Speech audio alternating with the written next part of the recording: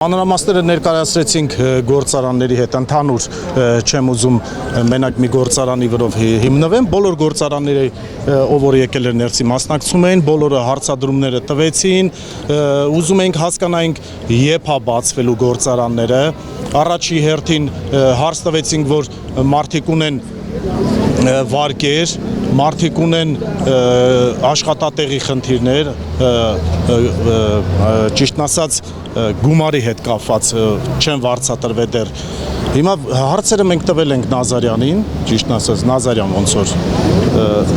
բարձրաձայն ինքը ասեց, որ ժամկետ չի կարա նշի, երբ կարա պատասխանի այդ հարցերին,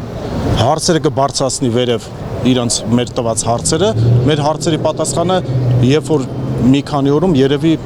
կիմանանք ինչ որոշում կկայացվեն գործարանի հետ կապված, որովհետև բոլոր այս աշխատողները սպասում են հիմա, ես իրան հարց տվեցի, ելենք լրագրողներին ինչ պատասխան տանք, ինքը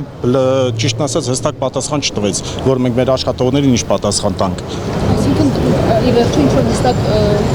հստակ պատասխան չստացանք, չէ, հստակ պատասխանը ինքը հարցը կբարձրացնի վեր է, երևի վարչապետին,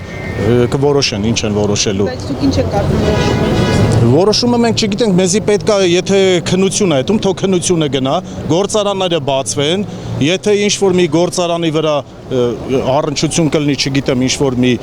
դրվագ, որ այդ գործարանը սխալ աշխատե, թող նոր կապարակնքեն։ Հիմա մեր գործարանում կապարակնիքները պոկվել է, ես նկարը ուղարկել եմ քննիչներին, քննիչները չեն էլ գալի կապարակնքեն։